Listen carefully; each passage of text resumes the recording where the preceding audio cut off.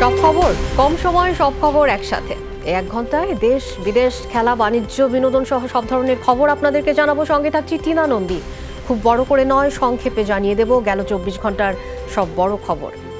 রাজধানীতে শিশু খন্দকার সামিউল আজিম ওয়াফি হত্যা মামলায় মা আয়েশা হুমায়রা এশা এবং তার কথিত প্রেমিক শামসুজ্জামান কাক্কুকে ফাঁসির আদেশ দিয়েছেন আদালত।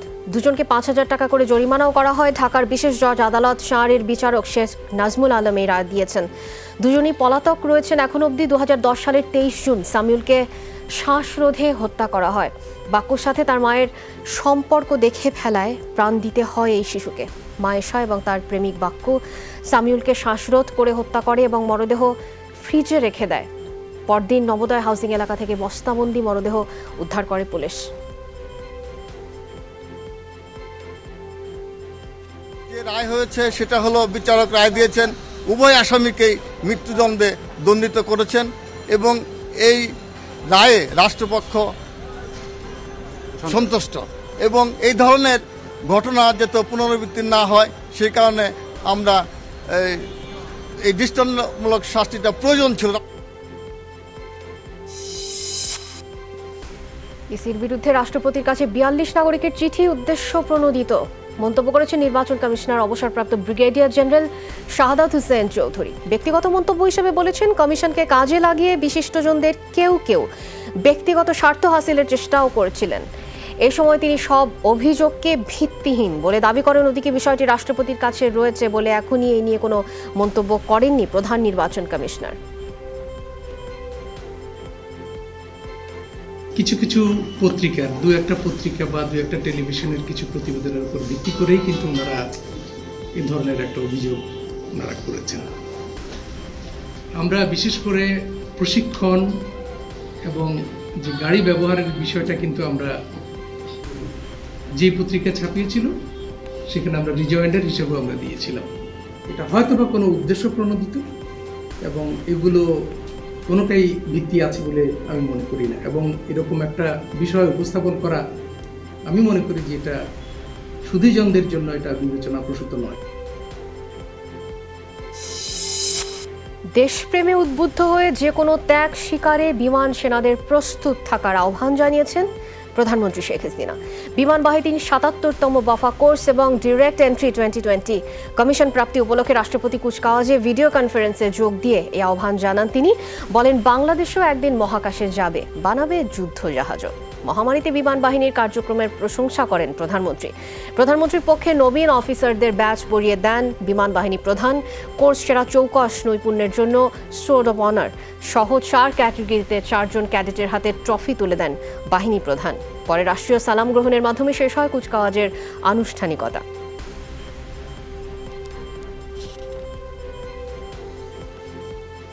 জাতিসংঘের শান্তিরক্ষা বাহিনীতে অংশগ্রহণ করি, সেখানেও বিভিন্ন দেশেরও আমাদের সদস্যরা আসে, বিমান বাহিনী, নৌবাহিনী, সেনাবাহিনী, সকলেই।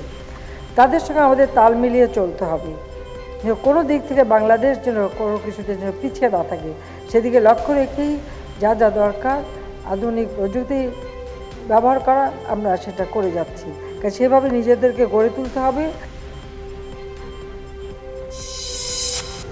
সেনাবাহিনীর বিরুদ্ধে গুজব ছড়িয়ে একটি চক্র বাহিনীর শৃঙ্খলা নষ্টের চেষ্টা করছে। তবে বাহিনী আগের চেয়ে আরও দক্ষ এবং সুশৃঙ্খল বলে তা সম্ভব নয়, জানিয়েছেন সেনাপ্রধান জেনারেল আজিজ আহমেদ। ঢাকা সেনানিবাসে সেনাবাহিনীর নবগঠিত মিলিটারি ডেন্টাল সেন্টারের পতাকা উত্তোলন অনুষ্ঠানে যোগ দেন তিনি। এ সময় বাহিনীর সবাইকে সতর্ক থাকার নির্দেশ দেন জেনারেল আজিজ। দেশের প্রয়োজনে সর্বোচ্চ ত্যাগ স্বীকারে প্রস্তুত থাকতে মিলিটারি ডেন্টাল সেন্টারকে নির্দেশ দেন তিনি। বাংলাদেশ সেনাবাহিনী অতীতের চেয়ে অনেক বেশি পরিপক্ক, প্রশিক্ষিত এবং পেশাদার সেনাবাহিনী, যাদেরকে এত প্রপাগান্ডা ও রিউমার ছড়িয়েও বিন্দুমাত্র বিভ্রান্তি সৃষ্টি করা সম্ভব হয়নি। ইনশাল্লাহ আগামীতেও পারবে না। সকলে এই ধরনের প্রপাগান্ডা, রিউমার জাতীয় অপপ্রচারের বিরুদ্ধে সতর্ক থাকার নির্দেশ প্রদান করছি।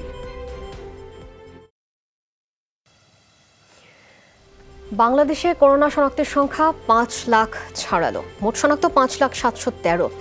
করোনায় দেশে গেল ২৪ ঘন্টায় নতুন শনাক্ত ১,১৫৩ জন আর প্রাণহানির সংখ্যা ৩৮। এখন পর্যন্ত দেশে করোনায় প্রাণহানি হয়েছে ৭,২৮০ জনের। স্বাস্থ্য অধিদপ্তরের নিয়মিত বিজ্ঞপ্তিতে এই তথ্য জানানো হয়। ২৪ ঘন্টার নমুনা পরীক্ষা করা হয়েছে ১৩,৩১৬টি, যেখানে শনাক্তের হার ৮.৬%। ২৪ ঘন্টায় সুস্থের সংখ্যা ১,৯২৬ এবং মোট সুস্থ হয়ে বাড়ি ফিরেছেন ৪,৩৭,৫২৭ জন। মৃত ৩৮ জনের মধ্যে ৩০ জন পুরুষ।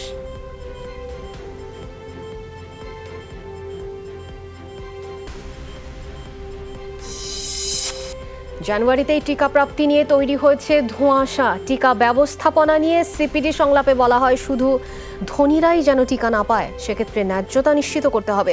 তবে টিকা দেওয়ার আগে অ্যান্টিবডি পরীক্ষা করা দরকার বলে মনে করেন ডক্টর বিজন শীল। বেসরকারি খাতকে টিকা দেওয়ার ক্ষেত্রে সম্পৃক্ত করা গেলে প্রাপ্যতা নিশ্চিত হতো। বাংলাদেশের টিকা প্রাপ্তির ক্ষেত্রে পিছিয়ে পড়া জনগোষ্ঠীকে সম্পৃক্ত করার তাগিদ দেন বিশিষ্টজনরা। বলা হয় পৌঁছে দিতে গার্মেন্টস শ্রমিক, বৃদ্ধ এবং দরিদ্র মানুষের কাছে। সংক্রমণের মাত্র ১০ মাসের মধ্যে করোনা ভাইরাসের টিকা প্রাপ্তি স্বাস্থ্যবিজ্ঞানের বড় অর্জন বলে মনে করেন বক্তারা। এখন যে স্টোরেজ ক্যাপাসিটি আছে সেটা নাকি আমাদের নর্মাল যে ইপিআই ভ্যাকসিন সেগুলো দিয়ে পূর্ণ। কাজে আমরা যদি আরো কোটি কোটি ভ্যাকসিন নিয়ে আসি তাহলে এগুলো আমরা রাখবো কোথায়? যে এক্সিস্টিং সিস্টেম এটা 2 থেকে 8 ডিগ্রি সেলসিয়াসে ভ্যাকসিন ট্রান্সপোর্ট করার জন্য ক্যাপাবল। এর জন্য প্রয়োজনীয় যে কোল্ড বক্স লাগে, যে আইস প্যাক লাগে, যে লজিস্টিক্যাল আদার অ্যারেঞ্জমেন্ট লাগে, সেগুলো পর্যাপ্ত পরিমাণে তাদের কাছে আছে। প্রায়োরিটি ফিক্স আপটা করার সময় আমার কাছে যেটা মনে হচ্ছে, ভ্যাকসিন নিয়েও বাংলাদেশে একটা বিশৃঙ্খলা এবং দুর্বৃত্তায়িত হবে। সবার কি দরকার আমরা কিন্তু জানি না, কারণ আমরা কিন্তু এখন পর্যন্ত অ্যান্টিবডি টেস্টটা আমাদের জানা নাই। অনেক কিছু প্ল্যান করা হচ্ছে কিন্তু ইমপ্লিমেন্টেশন করবার সেই ধরনের ক্যাপাসিটি নেই। অতএব যেমন আমরা টেস্টিংই বারে বারে বলা হচ্ছে বাড়ানোর কথা, কিন্তু সেটা বাড়ানোই যাচ্ছে না। ভ্যাকসিন দেওয়ার আগে উনি ভ্যাকসিন পাবার যোগ্য কিনা এটি পরীক্ষা করে দেখা সায়েন্টিফিক্যালি, যাতে ভ্যাকসিনটি অপাত্রে দেওয়া না হয়। ভ্যাকসিন করার পরে ভ্যাকসিনটি কাজ করেছে কিনা সেটি দেখা হোক। বিভিন্ন চরে যাই, তখন দেখি লোকজন কাদাকাদি করে দাঁড়িয়ে আছে। এই ধরনের মানুষজন কতজন ভ্যাকসিন নিতে ইন্টারেস্টেড হবে সেটাও কিন্তু আমি সত্যিকার অর্থে জানি না। প্রাইভেট সেক্টরে আনলে যারা বিত্তবান ব্যক্তি তারা পয়সা খরচ করে নিতে পারবেন, সেটি তারা নেবেন, কিন্তু তার কন্ট্রোলটাও সরকারের কিছুটা থাকা উচিত। শুক্রবার সহ ছুটির দিনগুলোতে সরকারি হাসপাতালে মেলে না কাঙ্ক্ষিত সেবা। জরুরি বিভাগ খোলা থাকলেও পরীক্ষা নিরীক্ষার জন্য রোগীকে নিয়ে যেতে হয় বেসরকারি ডায়াগনস্টিক সেন্টারে। ভর্তি রোগীর অবস্থা সংকটাপন্ন হলেও ভরসা করতে হয় নার্স কিংবা ইন্টার্ন চিকিৎসকের ওপরে। ভুক্তভোগীরা প্রশ্ন তুলছেন, রোগ কিংবা মৃত্যু কি ছুটির দিন মানে? অভিজ্ঞ ডাক্তারদের রোস্টার পদ্ধতির দাবিও তুলছেন তারা। ইন্টার্ন চিকিৎসকরা চান ছুটির দিনে তাদের পাশাপাশি অভিজ্ঞ ডাক্তাররাও সেবা দিক। শনিবার হইতে তো আমার ছেলের অবস্থা খারাপ। আমার ছেলের বড় কোনো ডাক্তার নাই, নার্স আসে করে দেখে চলে যায়। শুক্রবার তো মানুষ সুস্থ হয় না, মরেও না, এজন্য ডাক্তারের প্রয়োজন হয় না। আজকে কোনো ডাক্তারই নেই, কারণ আমি রিপোর্ট দেখাইতে পারতেছি না। এখন তো আমার রিপোর্ট দেখানোটা জরুরি। পেশেন্ট যদি মরেও যায় তাহলে কি আমরা ফ্রাইডের জন্য অপেক্ষা করব? কোন দিন যে আমরা খুলবে আমরা এসে পেশেন্টকে নিয়ে আসবো, ভর্তি হবো? আমাদের ডাক্তার এবং সিস্টারের যে সংকট, তার সাথে সাথে কিন্তু আমাদের যে নিম্নে যে টেকনিশিয়ান বা অন্যান্য যে স্টাফ, এটার কিন্তু সংকট রয়ে গেছে। ইনস্টিটিউশনাল যে প্র্যাকটিস, সেটাকে যদি অ্যালাউ করে তাহলে হবে কি সবসময় সান্ধ্যকালীন ডাক্তার থাকবে, সিনিয়র ডাক্তার থাকবে। ওরাই চাচ্ছে না, এটা আমলারা যারা নিয়ন্ত্রণ করতেছে আর কি সবকিছুই। ৩,৫০০ কোটি টাকার বেশি লোপাট করে পলাতক পিকে হালদারকে ধরতে গ্রেফতারি পরোয়ানা ইন্টারপোলের কাছে পাঠানো হয়েছে। আদালতে এই তথ্য জানিয়েছেন দুদক। সংস্থার আইনজীবী খুরশিদ আলম খান জানান, স্বরাষ্ট্র মন্ত্রণালয়ের মাধ্যমে গ্রেফতারি পরোয়ানা পাঠানো হয়েছে। পিকে হালদারের টাকা তার অসংখ্য বান্ধবীর অ্যাকাউন্টে যাওয়ার তথ্য পেয়েছে দুদক। গেল ২১ আগস্ট পিকের বিরুদ্ধে গ্রেফতারি পরোয়ানা জারি করেন উচ্চ আদালত। দেশে ফেরা মাত্রই তাকে গ্রেফতারের নির্দেশ দেওয়া হয়, তবে নানা অজুহাতে আর দেশে ফেরেননি PK Haldar. International leasing and financial service থেকে ১,৫০০ কোটি টাকা সহ ৩,৬০০ কোটি টাকা নিয়ে দেশ ছাড়েন পিকে হালদার। অলরেডি ইন্টারপোলকে আমরা ইনফরমেশন দিয়ে দিয়েছি, পাঠিয়ে দিয়েছেন? অলরেডি আমরা হোমের মাধ্যমে পাঠিয়ে দিই। গার্লফ্রেন্ডের অ্যাকাউন্টে টাকা গিয়েছে, আমরা সেই তথ্য পেয়েছি, এবং সেই টাকাটা পিকে হালদারের কোম্পানি থেকে গিয়েছে। সেই টাকাটা কিভাবে লিয়ারিং হচ্ছে সেটা তো আমার দেখার বিষয়। 70-80টা অ্যাকাউন্ট, এবং ওই অ্যাকাউন্ট খুঁজতে গিয়ে যদি ওনার সঙ্গে যদি তার সংশ্লিষ্টতা পাওয়া যায় এবং যদি টাকাটা যদি সেখানে লিয়ারিং হয়, উনিও আসামি হবে। কাজেই এটা অবাঞ্ছিত কিছু না, এটা অত্যন্ত প্রাসঙ্গিক। বাংলাদেশ এবং ভারত সীমান্ত পৃথিবীর সবচেয়ে বড় বধ্যভূমিতে পরিণত হয়েছে, মন্তব্য বিএনপির সিনিয়র যুগ্ম মহাসচিব রিজভী আহমেদের। নয়াপল্টনে দলের কেন্দ্রীয় কার্যালয় সংবাদ সম্মেলনে তিনি বলেন, সীমান্তে হত্যা বন্ধে কার্যকর কোনো পদক্ষেপ না নিয়ে নতজানু অবস্থানে রয়েছে সরকার। বিএনপি নেতা আরও বলেন, আওয়ামী লীগ ক্ষমতায় টিকে থাকার জন্য দেশের স্বার্থ বিসর্জন দিচ্ছে, বহির্বিশ্বে দেশের সম্মানজনক অবস্থা ধরে রাখতেও ব্যর্থ হয়েছে। সীমান্ত হত্যা বন্ধে যৌক্তিক প্রতিবাদ জানানোর আহ্বান জানান রিজভী আহমেদ। সীমান্তে হত্যার প্রতিবাদে সোমবার জেলা এবং মহানগরে কালো পতাকা উত্তোলন করবে বিএনপি।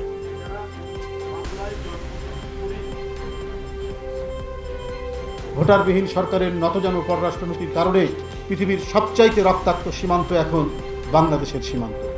বাংলাদেশ ভারত সীমান্ত এলাকা এখন দক্ষিণ এশিয়ার একটি ভয়ঙ্কর বদ্ধভূমিতে পরিণত হয়েছে। সীমান্তে বাংলাদেশি হত্যা বন্ধে বর্তমানে বাংলাদেশের পক্ষ থেকে জোরালো কূটনৈতিক তৎপরতা নেই। বিধানসভা নির্বাচন সামনে রেখে উত্তেজনা বাড়ছে পশ্চিমবঙ্গে। তৃণমূলের শীর্ষ নেতা এবং মন্ত্রী শুভেন্দু অধিকারী সহ 10 বিধায়ক নিজ নিজ দল ছেড়ে যোগ দিয়েছেন বিজেপিতে। টিকিট তৃণমূলের ভাঙার মধ্য দিয়ে পশ্চিমবঙ্গে গেরুয়া শিবিরের ঘাঁটি গাড়ার যাত্রা শুরু আখ্যা দিয়েছেন বিজেপি সভাপতি অমিত শাহ। মুখ্যমন্ত্রী মমতা ব্যানার্জিকে উদ্দেশ্য করে বলেছেন, নির্বাচন আসতে আসতে পুরো একা হয়ে যাবেন তৃণমূল সভানেত্রী।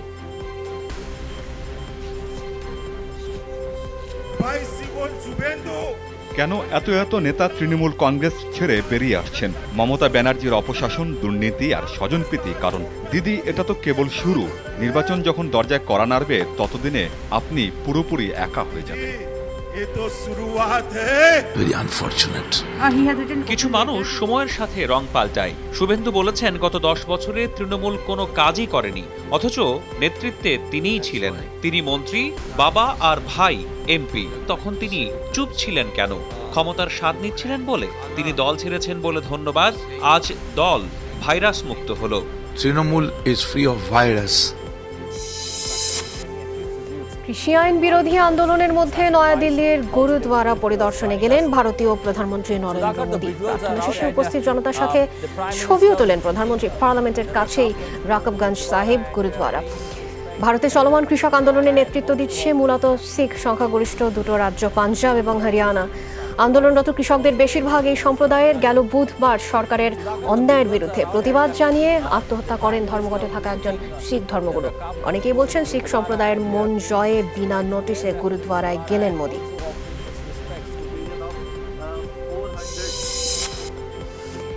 একাডেমি তৈরির কয়েকবারের চেষ্টা ব্যর্থ বলেই এবার শুরু থেকেই সাবধানী বাফুফে। পুরো পরিকল্পনা সফল বাস্তবায়নে চলছে নানা চেষ্টা। দেশ জুড়ে চালানো বাছাই প্রক্রিয়া, তার জন্য কোচদের নতুন নিয়োগ, একই সঙ্গে একাডেমির জন্য 40 ফুটবলারের আবাসনের জন্য খোঁজা হচ্ছে ভবন। সবকিছু মিলে পরিকল্পনা সফল বাস্তবায়নের শতভাগ সক্রিয় বাফুফে। 3টা মাঠ আছে, একটা জিম আছে, so that is the right place. 10-12টা জায়গা দেখে যেটা সবচেয়ে সুইটেবল, সবচেয়ে পছন্দ হয় ওইটা নাও, তাহলে আমরা ইমিডিয়েটলি 1 মাসের মধ্যে আমাদের ট্রেনিংটা স্টার্ট করতে পারি। সবচেয়ে কঠিন কাজটা হলো 1 থেকে 1.5 মাস খালি ট্রায়ালই হবে। যেন একটা জিনিস আপনারা জানেন যে দুধ যদি জাল দেন, শটটা কিন্তু উপরে উঠে আসে। তো আমরা ওইরকম দুধের মতো জাল দিয়ে শটটা নিয়ে ক্যাম্পে যাব। টি-20 ক্রিকেটে কোন চ্যানেলে কিভাবে বল করতে হয় তা শিখেছেন পেসার, আর এই আত্মবিশ্বাসী সাফল্য এনে দিয়েছে বঙ্গবন্ধু কাপে। এমনটাই বিশ্বাস হ্যাট্রিক ম্যান কামরুল রাব্বি এবং তাসকিন আহমেদের। আর টেস্টে বেশি বেশি পেসার খেলার সুযোগ পেলেও এই ফরম্যাটে ভালো করা সম্ভব দাবি দুজনেরই। বিপিএল খেলার ফলে এবং অনেকেই এই টি-20 খেলার প্রতি একটা কনফিডেন্স চলে এসেছে, কিভাবে কি বল করলে কিভাবে কি করা যাবে, ব্যাটসম্যানকে রিড করা বা ভালো উইকেট অনুযায়ী বোলিং করা, এই জিনিসটা বাংলাদেশের পেস বোলারদের ভিতরে অনেক গ্রো করেছে। এত কষ্ট করার পিছনে একটাই আশা থাকে যে বাংলাদেশ দলের হয়ে খেলা, তো জীবনে তো লক্ষ্য এটাই, যতদিন ক্রিকেট খেলবো যাতে বাংলাদেশ দলের সুযোগ পাই। সারা দেশে মাঝারি শৈত্যপ্রবাহ চলবে আরও 2 দিন। মাসের শেষ সপ্তাহে আসছে কয়েকটি শৈত্যপ্রবাহ। তাপমাত্রা নেমে আসতে পারে 8 থেকে 6 ডিগ্রি সেলসিয়াসে, জানিয়েছে আবহাওয়া অধিদপ্তরের উপপরিচালক কাউসার পারভিন। রোববার দেশে সর্বনিম্ন তাপমাত্রা রেকর্ড হয়েছে কুড়িগ্রাম এবং পঞ্চগড়ের তেঁতুলিয়ায় 7 ডিগ্রি সেলসিয়াস। কনকনে ঠান্ডার সাথে হিমেল হাওয়া তো রয়েছে, আছে ঘন কুয়াশা। এতে অনেক বেলাতে সূর্যের দেখা মিলছে, কোথাও কোথাও আবার সারাদিনই কুয়াশায় ঢাকা থাকছে। এতে সবচেয়ে বেশি বিপাকে পড়েছেন খেটে খাওয়া মানুষ, ছিন্নমূল যারা, তারা শীতবস্ত্রের অভাবে মানবেদর দিন রীতিমতো কাটছে তাদের। হাসপাতালগুলোতে বাড়ছে নিউমোনিয়া, ডায়রিয়া সহ ঠান্ডাজনিত রোগে আক্রান্তের সংখ্যা। বেশি আক্রান্ত হচ্ছে বয়োজ্যেষ্ঠ এবং শিশুরা। এখানে ঠান্ডা এমন বাতাসের খুব চাপটা এখন বেশি, পরিদস্ত করার মতো কম্বল, তারপরে বালিশ, তাদের এরকম অবস্থা নাই। সর্দি কাশ, তারপরে টাকা নাই, কামাই রুজি কিরম করে করি, খুব ঠান্ডা। মৃদু বাতাস বইছে, এই জন্য শীতের প্রকোপটা একটু চলছে, যেটা আরো 2 দিন অব্যাহত থাকার সম্ভাবনা রয়েছে। এই মাসের শেষের দিকে আর একটা শৈত্য পড়বার সম্ভাবনা রয়েছে, তখনও আবার টেম্পারেচারটা কিছু, রাতের তাপমাত্রা কমে যাবে। এদিকে হাড় কাঁপানো শীতে জুবুথুবু ভারতের রাজধানী নয়াদিল্লি। আবহাওয়া অধিদপ্তর জানিয়েছে 3.4 ডিগ্রি সেলসিয়াস রোববারের তাপমাত্রা। শৈত্যপ্রবাহ আগামী 2 দিন বহাল থাকবে এমন আভাস আবহাওয়াবিদদের। সাথে রয়েছে ঘন্টায় 10 থেকে 20 কিলোমিটার বেগের কনকনে হাওয়া। রাজধানী ছাড়া চণ্ডীগড়, পাঞ্জাব, হরিয়ানা এবং রাজস্থানেও অনুভূত হচ্ছে প্রচণ্ড ঠান্ডা। ঘন কুয়াশায় ঢাকা উত্তরপ্রদেশের শহরগুলোয় তাপমাত্রা 6 থেকে 7 ডিগ্রি সেলসিয়াস। এদিকে প্রচণ্ড ঠান্ডায় খোলা আকাশের নিচে আন্দোলনরত কমপক্ষে 25 কৃষকের মৃত্যু হয়েছে গেল কয়েকদিনে। তাদের স্বাস্থ্যসেবা দিতে কাজ করছেন পাঞ্জাবের একটি চিকিৎসক দল।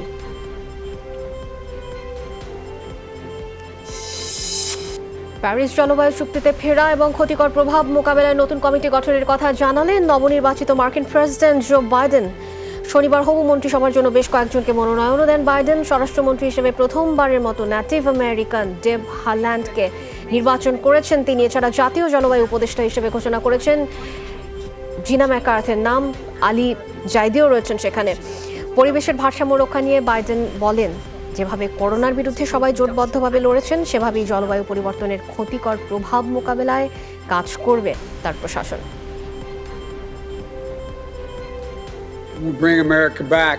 আমেরিকা আবারও প্যারিস জলবায়ু চুক্তিতে ফিরবে। জলবায়ু পরিবর্তনের প্রভাব মোকাবেলায় নেতৃত্বে ফের অবদান রাখবে মার্কিন ব্যবসায়ীরা।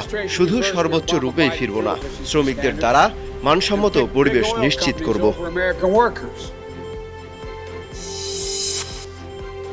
রংপুর মেডিকেল কলেজ হাসপাতাল থেকে 7 দালালকে গ্রেফতার করেছে ডিবি পুলিশ। সকালে রংপুর মেডিকেলে অভিযান চালায় ডিবি পুলিশের একটি বিশেষ টিম। এ সময় হাসপাতালের জরুরি বিভাগ, বহির্বিভাগ এবং হাসপাতালের ভেতর থেকে 7 জনকে গ্রেফতার করা হয়। আটককৃতরা হলেন রফিক আবুল, ইসরায়েল, খুরশেদ, দুলাল, জাইদুল এবং রহিম নামের এক রিকশা চালক। পুলিশের ভাষ্য, দীর্ঘদিন ধরে হাসপাতালের রোগীদের জিম্মি করে নানাভাবে টাকা আদায় করত এই চক্র। আজকে আমরা 7 জন দালাল চক্রের সদস্যকে আমরা ধরতে সমর্থ হই। এর মধ্যে কিছু কিছু দালাল আছে যারা রিক্সা চালক, তারা নিজেরা রোগীদেরকে নিয়ে বিভিন্ন জায়গায় তারা চলে যায়। গেটম্যানের গাফিলতিতেই জয়পুরহাটে একের পর এক দুর্ঘটনা ঘটছে বলে অভিযোগ করেছেন স্থানীয়রা। সবশেষ পুরানাপুল রেল ক্রসিংয়ে ট্রেন বাস দুর্ঘটনা একই সূত্রে গাঁথা বলেই তাদের মত। জেলায় অর্ধেক ক্রসিংয়ে নেই গেটম্যান এবং যেখানে তারাও দায়িত্ব পালনে উদাসীন রয়েছেন, যেখানে তাও গেটম্যান রয়েছেন। প্রতিটি দুর্ঘটনার মতো এবারও একাধিক তদন্ত কমিটি গঠিত হয়েছে। সান্তাহার থেকে হিলি পর্যন্ত জয়পুরহাটে 38 লেভেল ক্রসিংয়ের মধ্যে গেটম্যান রয়েছে 20টিতে। 15 বছরে এসব ক্রসিংয়ে প্রাণ গেছে অন্তত 60 জনের।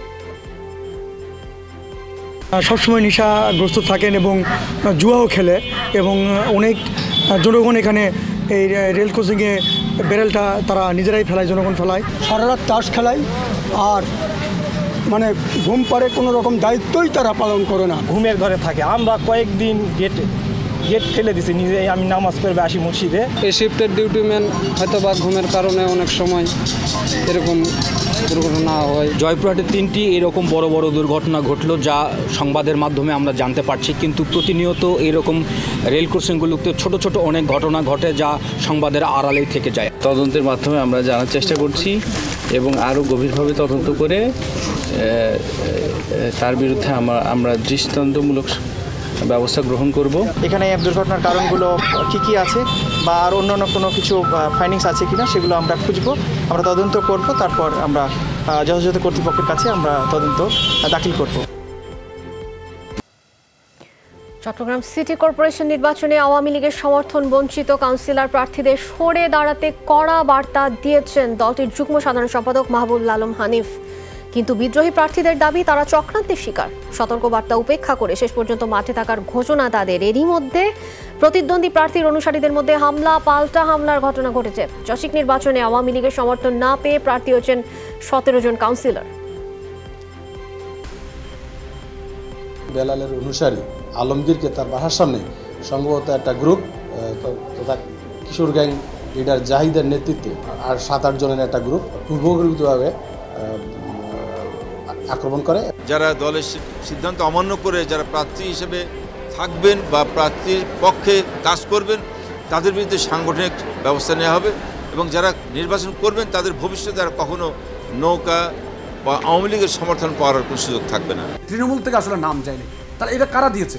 তা আমরা এটা চিহ্নিত করা দলের যে ভাবমূর্তি নষ্ট করছে, দলকে যে ষড়যন্ত্র করছে, যে ত্যাগী নেতা কর্মীদেরকে এভাবে যে বাদ দিয়ে যে যারা কাজ করে নাই, তাহলে তার যারা আমরা কাজ করেছে আমরা কাজের আগ্রহ হারিয়ে ফেলবো।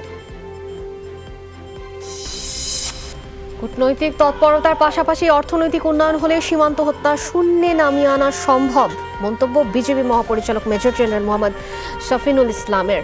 রোববার সকালে পিলখানার বর্ডার গার্ড বাংলাদেশ দিবস 2020 এই অনুষ্ঠানেই তিনি কথা বলেন। বিজেপি মহাপরিচালক জানান, পার্বত্য চট্টগ্রাম অঞ্চলে কিছু অরক্ষিত সীমানা রয়েছে, সেগুলো নিয়ন্ত্রণে আনাই এখন সবচেয়ে বড় চ্যালেঞ্জ। সে লক্ষ্যে কাজ করছে বলেও জানান মেজর জেনারেল শফিনুল ইসলাম। বিজিবি দিবস উপলক্ষে পিলখানা সদর দপ্তরে বাহিনীর রেজিমেন্টাল পতাকা উত্তোলন করেন মহাপরিচালক। এখনো আমাদের কিছু অরক্ষিত সীমান্ত আছে, বিশেষ করে পার্বত্য চট্টগ্রামে, এবং অনেক জায়গায় এক বিএপি থেকে আরেক বিএপির দূরত্ব 8 থেকে 10 কিলোমিটার উপরেও বেশি। অরক্ষিত যে স্থানগুলো আছে সেখানে নতুন বিএপি স্থাপন করে সমস্ত সীমানা আমাদের নিয়ন্ত্রণে আনা একটা সামনে আমি মনে করি আমাদের একটা চ্যালেঞ্জ। যুক্তরাষ্ট্রে সাইবার হামলা নিয়ে অতিরঞ্জন করছে গণমাধ্যম। শনিবার টুইট বার্তায় এই দাবি করেছেন ডোনাল্ড ট্রাম্প। জানান এ ব্যাপারে তিনি অবগত এবং পুরোপুরি নিয়ন্ত্রণে রয়েছে পরিস্থিতি। হ্যাকিংয়ের ঘটনা সন্দেহ তালিকা শীর্ষের রাশিয়া হলেও চীনের জড়িত থাকার সম্ভাবনাও রয়েছে, এমনটা মনে করেন ট্রাম্প। তার সন্দেহ ভোটিং মেশিনেও থাকতে পারে হ্যাকারদের প্রভাব। টুইট বার্তায় আবারও নিজেকে জয়ী দাবি করেন তিনি। সম্প্রতি ইতিহাসের সবচেয়ে বড় সাইবার হামলার শিকার হয়েছে যুক্তরাষ্ট্র। হ্যাকিংয়ের কবলে পড়ে বেশ কিছু সরকারি সংস্থা পড়েছে।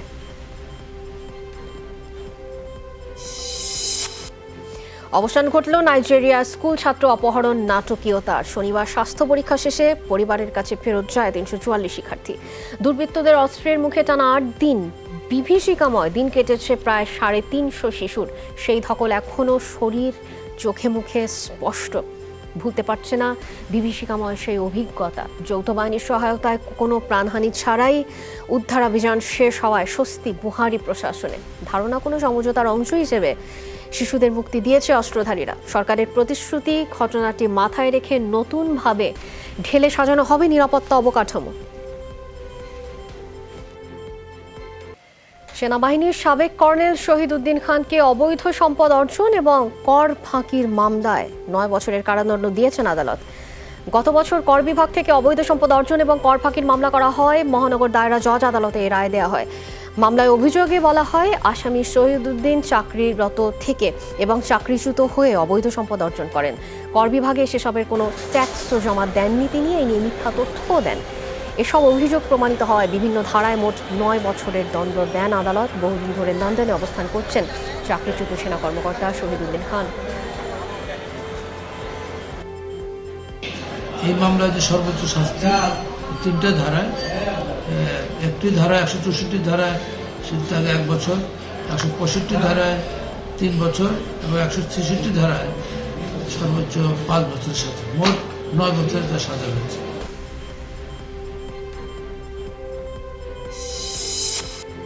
সারা দেশে 9 লাখ গৃহহীন এবং ভূমিহীনকে দুর্যোগ সহনীয় ঘর নির্মাণ করে দিবে সরকার।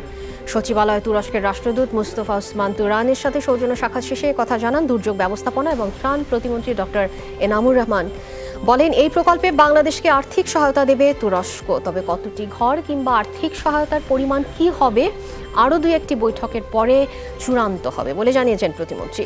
বলেন, মুজিব বর্ষের অঙ্গীকার অনুযায়ী গৃহহীনদের ঘর নির্মাণ করে দিচ্ছে সরকার। এরই মধ্যে সরকারি টাকায় 70,000 ঘর নির্মাণের কাজও শুরু হয়েছে।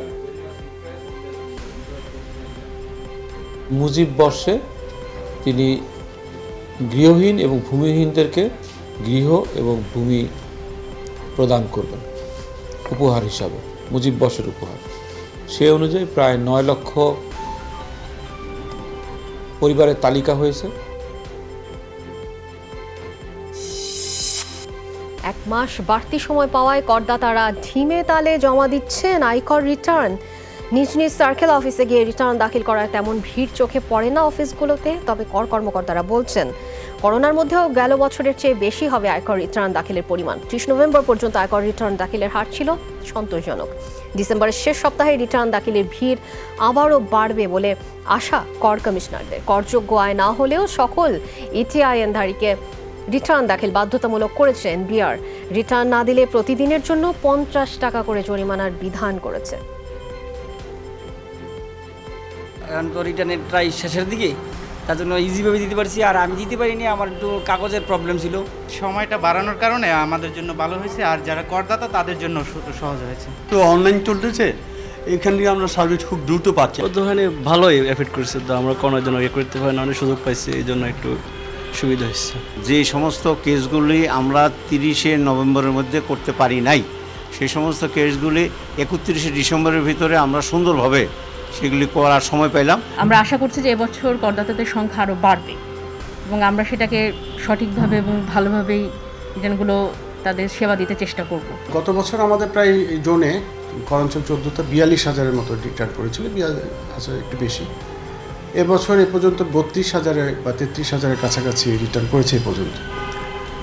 আমরা আশা করছি যে শেষ সপ্তাহে একটা ভালো চাপ পড়বে, এর চেয়ে গত বছরের চেয়েও এই বছর রিটার্ন বেশি জমা হবে। করোনার পরও কিন্তু আমাদের এখানে রিটার্নের কমপ্লায়েন্স অনেক বেড়েছে।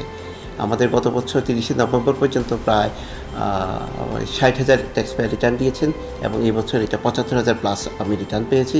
অ্যাজ ওয়েল এজ গত বছর যেখানে সারা বছর আমি সিএসএদের রিটার্ন পেয়েছি, এই বছর আমরা এক্সপেক্ট করছি যে এই সংখ্যাটা কিন্তু 1,05,000 বা এর বেশি হয়ে যাবে, আমরা আশা করছি। বেড়েই চলেছে করোনা সেকেন্ড ওয়েভের ভয়াবহতা। বিশ্বজুড়ে আরও 10,800 মানুষের প্রাণ কেড়ে নিয়েছে এই ভাইরাস। সব মিলিয়ে মহামারীতে মৃত্যু 17 লাখের কাছাকাছি। একদিনে 6 লাখ মানুষের শরীরে শনাক্ত হয়েছে এই ভাইরাস। সংক্রমণ আর প্রাণহানির শীর্ষে থাকা যুক্তরাষ্ট্রের শনিবার 2,500 ছাড়ায় প্রাণহানি। নতুন সংক্রমণ শনাক্ত হয় 1,90,000-এর মতো। দেশটিতে করোনায় মোট মৃত্যু 3,23,000-এর ওপর। এদিন দ্বিতীয় সর্বোচ্চ 762 জনের মৃত্যু দেখেছে মেক্সিকো। ব্রাজিলে প্রাণ গেছে 669 জনের, আর 550-র মতো মৃত্যু হচ্ছে রাশিয়া, ইতালি এবং যুক্তরাজ্যে।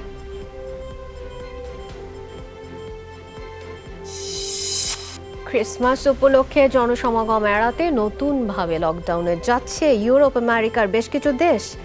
এরই মধ্যে আঞ্চলিক কড়াকড়ি আরোপ করেছে Britain, Italy, Australia, Brazil, Mexico. বিধিনিষেধ নিয়ে মিশ্র প্রতিক্রিয়া সাধারণ মানুষের রয়েছে, প্রতিবাদী বিক্ষোভও হয়েছে কোথাও কোথাও।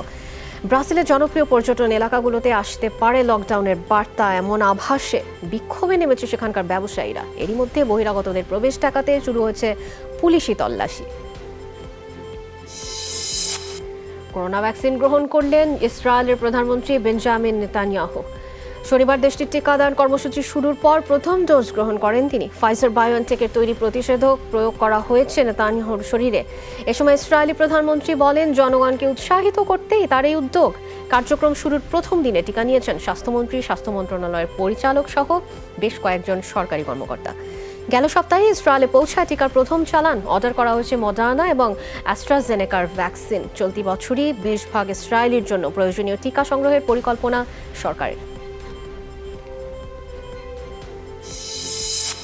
চিলিতে করোনা স্বাস্থ্যবিধি না মানায় জরিমানা করা হলো খোদ প্রেসিডেন্টকে। এক নাগরিকের সাথে মাস্ক ছাড়া সেলফি তোলায় $3,500 গুনলেন সেবাস্তিয়ান পিনেরা। চলতি মাসেই নতুন সমুদ্র সৈকতে প্রেসিডেন্টকে ছবি তোলার অনুরোধ জানান এক নারী। অনুরোধে সাড়াও দেন তিনি। মাস্ক খুলে তার সাথে সেলফি তোলেন টুইনেরা।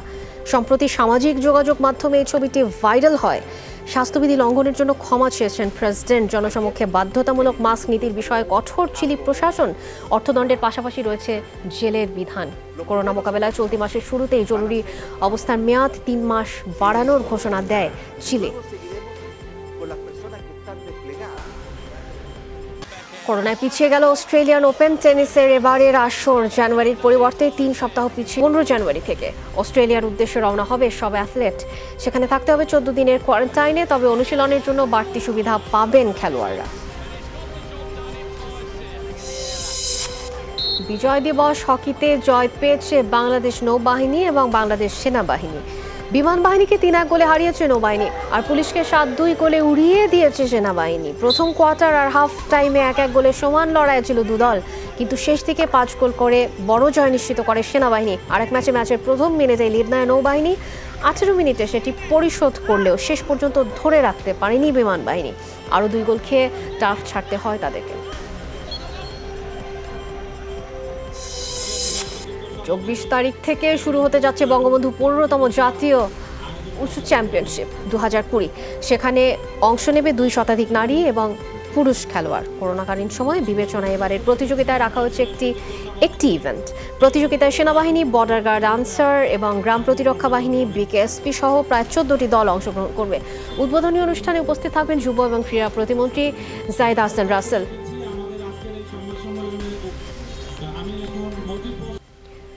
ময়মনসিংহের গৌরীপুরের ট্রাকের চাপায় সিএনজি অটোরিকশার 3 আরোহী নিহত হয়েছে। আহত হচ্ছেন আরও একজন। রোববার রাতে ময়মনসিংহ নেত্রকোনা সড়কের বলতলি এলাকায় এই দুর্ঘটনা ঘটে। হাইওয়ে পুলিশ জানায়, একটি ট্রাক সিএনজি অটোরিকশাকে চাপা দিলে ঘটনাস্থলেই মারা যান এই 3 জন। আহত একজনকে উদ্ধার করে ময়মনসিংহ মেডিকেলে ভর্তি করা হয়েছে। তাৎক্ষণিকভাবে নিহতদের পরিচয় জানা যায়নি।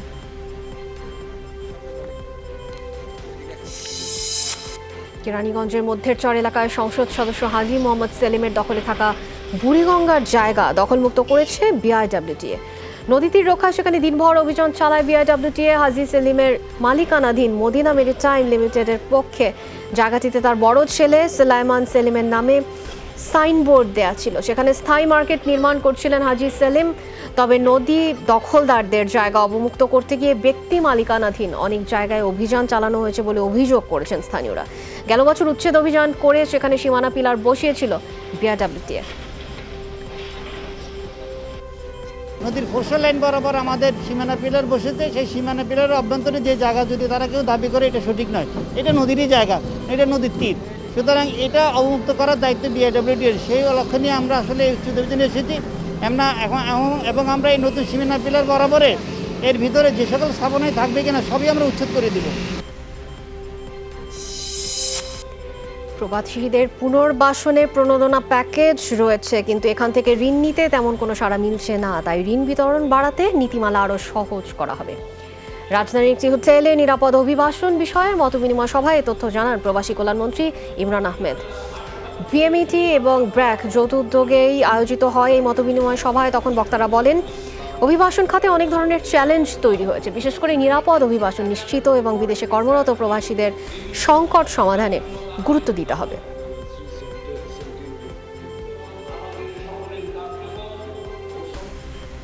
আমরা লোন অফার করছি, লোনের জন্য আগ্রহ নাই। আমরা অনেক শর্তগুলি কিন্তু শিথিল করে, চেঞ্জ করে, একেবারে কাট করে নিয়েছি একেবারে বের মিনিমামে। এই টাকা কিন্তু আমি ব্যাংকে রেখে ওটার সুদ দিয়ে আমি ব্যাংক চালাবো, এটার জন্য আমরা কিন্তু এই টাকা রাখতে চাই না। এই 700 কোটি টাকা আছে যেটা, এটা আমরা চাই এটা পুরোটাই আমার শ্রমিকের কাছে যাও বা শ্রমিকের পরিবারের কাছে যাও। 2024-এ স্বল্পোন্নত দেশ থেকে উন্নয়নশীল দেশের কাতারে নাম লেখাবে বাংলাদেশ। এলডিসি উত্তরণের প্রস্তুতি নিয়ে অনলাইন আলোচনা, এমন তথ্যই জানান পরিকল্পনা মন্ত্রী এম আন্নান। তিনি বলেন, উত্তরণে সবচেয়ে বেশি ঝুঁকিতে পড়বে রপ্তানি খাত। শুল্কমুক্ত সুবিধা বন্ধ হলে বাড়বে বাজার হারানোর শঙ্কা। একই সঙ্গে উন্নয়ন অর্থায়নে দাতাদের সহায়তা কমে যাবে। এক্ষেত্রে চ্যালেঞ্জ মোকাবেলায় সক্ষমতা বাড়ানোর কোনো বিকল্পই নেই বলে জানান মন্ত্রী। বক্তারা আরও বলেন, পরিস্থিতি মোকাবেলায় নীতি কাঠামোতেও আনতে হবে পরিবর্তন।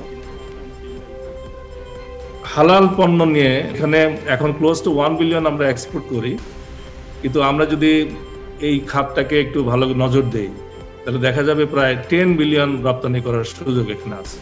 ইউরোপিয়ান ইউনিয়নের সঙ্গে যেন যোগাযোগটা আরো বর্ধিত করা হয় এখানে, যেন কারণ কথা বলার পরিবেশ এখানে আছে।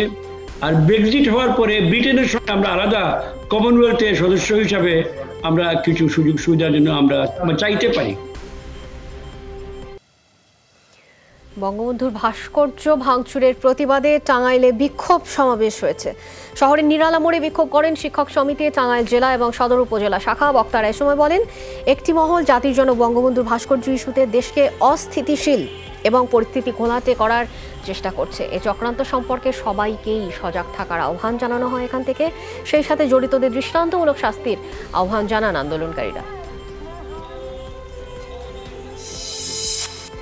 ঢাকা বিশ্ববিদ্যালয়ের 1995-96 ব্যাচের রেজিস্ট্রার্ড বন্ধু সংগঠন Dhaka university friends alliance DUFA নির্বাহী কমিটির নির্বাচনে ব্যারিস্টার শফিকুল ইসলাম সভাপতি এবং জিএম আক্তার হুসেন সাধারণ সম্পাদক নির্বাচিত হয়েছেন। গেল 18-19 ডিসেম্বর অনলাইনে ভোট গ্রহণ করা হয়। শনিবার রাতে আনুষ্ঠানিকভাবে ফলাফল ঘোষণা করেন 3 সদস্যের নির্বাচন কমিশন। ডুফার নির্বাহী কমিটিতে তরিকুল আলম সুমন, সুজন মাহমুদ সহ 6 জন সহ সভাপতি সহ সম্পাদক পদে 5 জন এবং সাংগঠনিক সম্পাদক পদে 6 জন নির্বাচিত হয়েছেন। এর আগে 10টি সম্পাদকীয় পদে 10 জন এবং 29 বিভাগীয় প্রতিনিধি বিনা প্রতিদ্বন্দ্বিতায় নির্বাচিত হন। 620 জনের মধ্যে 540 জন তাদের ভোটাধিকার প্রয়োগ করেন। বঙ্গবন্ধুর জন্মশতবার্ষিকী উপলক্ষে পাবনায় করোনা এবং ডেঙ্গু প্রতিরোধে সচেতনতামূলক শোভাযাত্রা, লিফলেট এবং মাস্ক বিতরণ কর্মসূচি অনুষ্ঠিত হয়েছে। বিএনসিসির উদ্যোগে এডওয়ার্ড কলেজ মাঠে কর্মসূচির উদ্বোধন করেন এডওয়ার্ড কলেজের অধ্যক্ষ প্রফেসর ডক্টর হুমায়ুন কবির মজুমদার। এ সময় সবাইকে স্বাস্থ্যবিধি মেনে চলতে আহ্বান জানান তারা।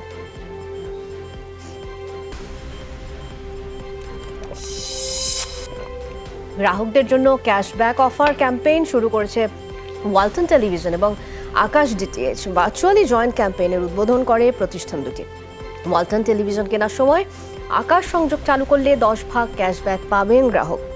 বিশ্বজুড়ে টিভি সংযোগের আধুনিকতম প্রযুক্তি ডিটিএইচ গ্রাহকদের ইতিবাচক পরিবর্তনকে আরও উৎসাহ দিতে এই যৌথ উদ্যোগ।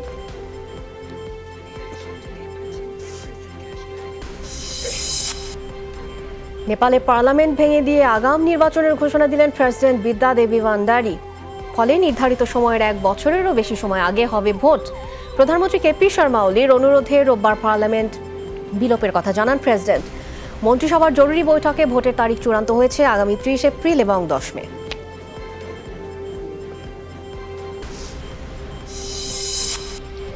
আফগানিস্তানের রাজধানী কাবুলে গাড়ি বোমা হামলায় কমপক্ষে 9 জন নিহত হয়েছে। রোববার সকালের ওই বিস্ফোরণে আরও 30 জন আহত হয়। দেশটির স্বরাষ্ট্রমন্ত্রী জানান, আহতদের 1 জন এমপি। ঘটনাস্থলে বাড়ানো হয়েছে নিরাপত্তা। এখনো কেউ দায় স্বীকার না করলেও জঙ্গি গোষ্ঠী আইএস এর প্রতি নিরাপত্তা বাহিনীর ইঙ্গিত। তালেবানের সাথে আফগান সরকারের শান্তি প্রক্রিয়ার মাঝেই হচ্ছে দফায় দফায় হামলা। শুক্রবার গজনি প্রদেশের ধর্মীয় অনুষ্ঠানে বোমা হামলা চালানো হয়, প্রাণ যায় 15 শিশুর। এই ছিল এখনকার সব খবরে। এতক্ষণ যারাই সঙ্গে ছিলেন অনেক ধন্যবাদ। আগামী রাত 12টায় আবার দেখা হবে। সে অবধি প্রত্যেকে সুস্থ থাকবেন, সাবধানে থাকবেন, যত্নে থাকবেন, শরীরের খেয়াল রাখবেন। প্রচুর ঠান্ডা পড়েছে। শুভরাত্রি।